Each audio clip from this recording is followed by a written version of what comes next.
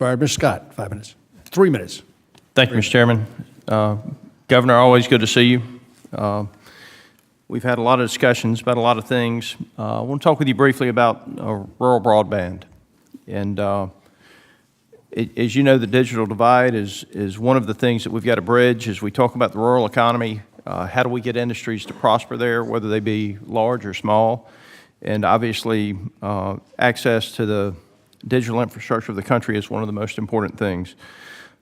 Right now, USDA and the FCC both have programs to assist rural broadband deployment. Can you speak to the coordination between the two agencies and if there are any improvements that could be made? And as we begin working on the infrastructure package, what suggestions do you have for improved access to the underserved areas without overbuilding or duplicating services?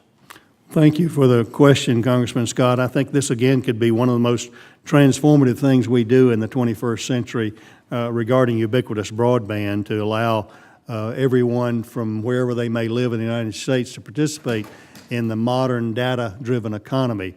We are, again, working with FCC. We're working with Department of Commerce in the Rural Prosperity Task Force. We made it a good one of the primary points. The good news is the administration, the White House, has picked up on this, and we are now working with the Center of Innovation out of the White House and trying to focus and understand from a census of where all the federal dollars are and how they can be, again, concentrated in an effective way, not only just for federal dollars, but in the infrastructure bill to leverage with state and local dollars. Many states already have ideas about this, as well as the private sector.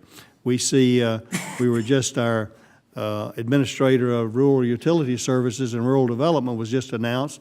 He's a former electric co-op president who led in Missouri in a very less than dense area, a profitable transition in that. We think there are a lot of partners out here that could be effective, not in a hothouse type of environment, but a general strategic goal of broadband everywhere. It's got sociological input, it's got economic benefits for e-commerce, it's got telemedicine, distance learning, all those kind of things, plus the sociological benefits of keeping those kids in areas where they would love to live. Well, Mr. Secretary, thank you for your service.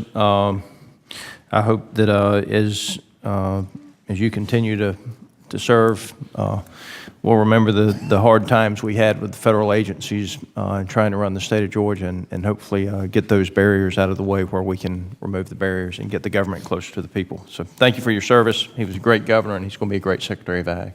Gentleman's time expired.